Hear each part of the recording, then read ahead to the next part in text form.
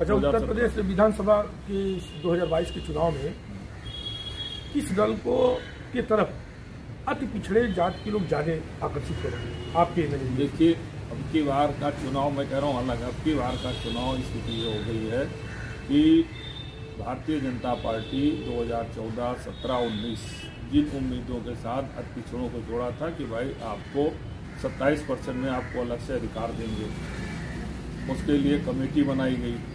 योगी आदित्यनाथ जी मुख्यमंत्री बने, कमेटी बनाई गई, लेकिन कमेटी की रिपोर्ट लागू नहीं। तो दो अति पिछड़ों की स्थिति जहां 2017 के पहले थी, 2014 के पहले थी, वहीं आज भी खड़ी है। अति पिछड़ों को उनका अधिकार नहीं मिला। यही कारण है कि अति पिछड़े धीरे धीरे धीरे अखिलेश यादव के पीछे लामबंद होते जा रहे हैं। तो बीजेपी का एक बहुत बड़ा आधार वोट बैंक अति पिछड़े उनके साथ है। दूसरा एक और मेजर फैक्टर है, देखिए तीनों मुख्यमंत्रियों में एक कॉमन था जो मैं बताऊं, वो आज भी लागू है। तीनों मुख्यमंत्री में एक जाति का आरोप कॉमन था। मायावती पर था कि दलित प्रोटेक्ट करती हैं, समाजवादी पार्टी यादव को बहुत ज़्यादा मंदित, और इसमें योगी आदित्यनाथ पर एक गंभीर आरोप ये भी लगते हैं कि राजपूतों को बहुत ज़्यादा इन्होंने महत्व दिया। इसके कारण भी पिछड़ों में भी नाराजगी है। पिछड़ों को लगता है कि मैंने 14, 17 और 19 में एक तरफा इनको वोट दिया, लेकिन हमारे किसी पिछड़े को मुख्यमंत्री ने बनाएगा, महत्व नहीं दिया गया। दूसरा एक राजपूत को बनाया गया, ठीक है, और उनको कार्य करने में भी तमाम दिक्कतें पैदा की।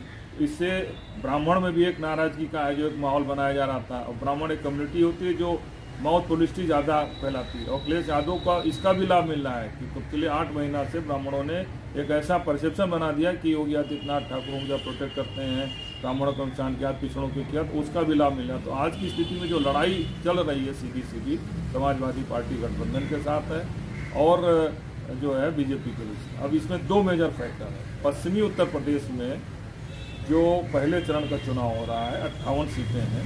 58 सीट में 53 सीटें बीजेपी को मिली और 2 सीट समाजवादी पार्टी की, 2 थी एसपी को, 1 रालोद को थी। इसमें सबसे इंटरेस्टिंग ये था कि इन प्रथम चरण में 58 सीटों में 32 सीटें मुस्लिम बाहुल हैं, और इसमें बीएसपी को 30 सीटों पर नंबर 2 थी। अब की बार स्थिति दूसरा है। मुस्लिम वोट बंटवारा हुआ था 2017 में। अब की बार बीएसपी के कमजोर होने के कारण इसका सीधा लाभ समाजवादी पार्टी को, गठबंधन को मिल रहा है। जाट चूंकि हिंदुत्व मतलब जो है मुजफ्फरनगर कांड के खिलाफ थे, तो जयंत इसीलिए जयंत चौधरी 277 सीटों पर लड़े, 1 सीट जीते थे, 1 करे, लेकिन ऐसी स्थिति नहीं है। किसान आंदोलन से जाट पोलराइज हो रहा है। दूसरा ये है कि मुस्लिम भाजपा के कमजोर है, कांग्रेस कमजोर है, एक साथ खड़ा है। लेकिन सबसे इंटरेस्टिंग बात यह जो भाजपा के बेचैनी का कारण पश्चिमी उत्तर प्रदेश, और पश्चिमी उत्तर प्रदेश से हवा चलती है सरकार बनाने की, बहुमत किसका बनेगा, किसकी हवा चलिए, जो माओ थोड़ी की बात है। अब की असमंजस या सोच लीजिए कि जिसको फ्लोटिंग कहेंगे उनकी संख्या 20% है। तो अब की स्थिति बीजेपी की बेचैनी क्या है? बीजेपी की बेचैनी यह है कि उसने पूरी ताकत लगा दी। अब केंद्रीय मंत्री अमित शाह, जेपी नड्डा, योगी आदित्यनाथ सब ने कैराना से लेकर मथुरा और प्रथम चरण और दूसरे चरण को जो मुस्लिम बाहुल सीटें हैं, इस दोनों चरण में 113 सीटों में से करीब 72 सीटें मुस्लिम बाहुल आ जाती हैं। उसमें पूरी ताकत लगा दी कि हिंदू मुस्लिम कर दिया जाए, 80 बनाम 20 तरह के भाषण हो रहे हैं।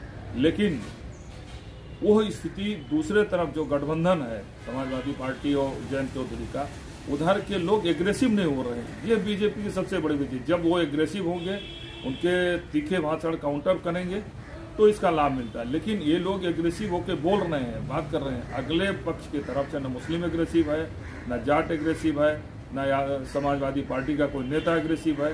तो ये तमाम चारणों की सूची को लेकर उन्होंने घोषणा की कि भाई प्रथम प्रत्याशी जेल में, आखिरी बेल में, तमाम तरीके से आरोप लगाते हुए खूब हर तरीके से मतलब बिलो द बेल्ट जाके भी उनके खिलाफ आरोप। लेकिन उधर से जो साइलेंट होकर काउंटर किया जा रहा है, वो उनकी सबसे बड़ी ताकत बन गई, और यही बीजेपी की सबसे बड़ी बेचैनी है। यानी भाजपा के जो भाषणबाजी हो रही है हिंदू मुस्लिम कराने की, उस पर समाजवादी पार्टी काउंटर नहीं कर रही है।